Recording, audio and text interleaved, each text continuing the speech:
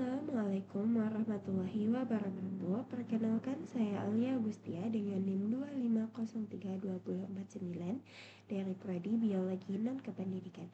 Di sini saya akan mempresentasikan artikel dengan judul Grand Internet of Things, Grand IoT untuk lingkungan berkelanjutan. Latar belakangnya, perkembangan Internet of Things IoT meningkat pesat dan digunakan di berbagai sektor.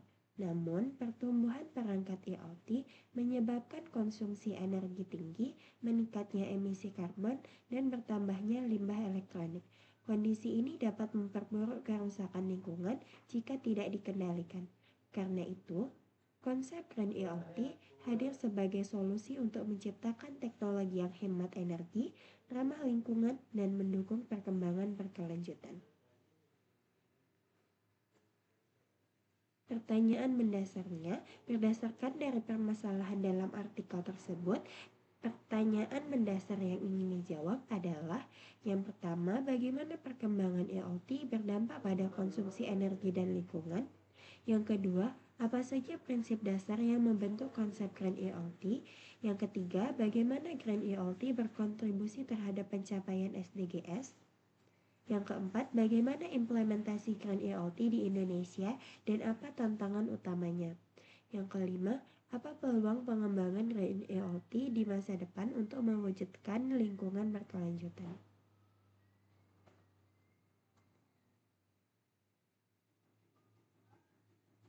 Tujuan penulisan menjelaskan urgensi penerapan Grand IoT sebagai solusi terhadap dampak lingkungan dari penggunaan IoT.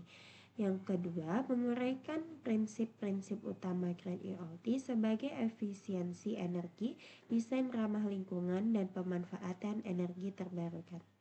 Yang ketiga, menganalisis kontribusi Grand IoT dapat mendukung target-target SDGs. Yang keempat, mendeskripsikan implementasi Grand IoT di Indonesia beserta tantangan dan peluangnya. Yang kelima, memberikan gambaran arah pengembangan Grand IoT untuk masa depan teknologi berkelanjutan. Pembahasannya, yang pertama itu perkembangan teknologi digital dan dampaknya terhadap lingkungan. Pertumbuhan pesat perangkat IoT meningkatkan konsumsi listrik global, emisi karbon, dan jumlah limbah elektronik. Pusat data dan perangkat always on menjadi sumber utama konsumsi energi. Yang kedua, prinsip dasar Grand IoT. Grand IoT sendiri dibangun atas prinsip efisiensi energi, desain perangkat berkelanjutan, pemanfaatan energi terbarukan, edge computing, dan pemantauan lingkungan secara real time. Yang ketiga, sinergi Grand IoT dengan SDGs. Grand IoT mendukung SDGs 9, industri hijau, SDG 11, kota berkelanjutan, SDG 12, produksi dan konsumsi berkelanjutan, dan SDG 13, aksi iklim. IoT berperan dalam monitoring kualitas udara, smart waste, smart energy, dan penguraian emisi karbon. Yang keempat, implementasi Grand IoT di Indonesia. Grand IoT mulai diterapkan pada smart farming, smart city, pengolahan sampah berbasis sensor, serta monitoring kualitas udara. Tantangan utamanya meliputi biaya yang tinggi, kurangnya SDM IoT, dan infrastruktur energi terbarukan yang terbatas.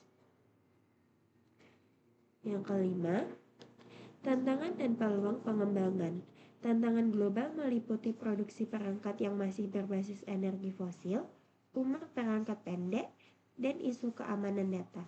Namun, peluang besar muncul dari inovasi energi terbarukan, pertumbuhan pasar IoT Asia Tenggara, serta dukungan pemerintah terhadap ekonomi hijau.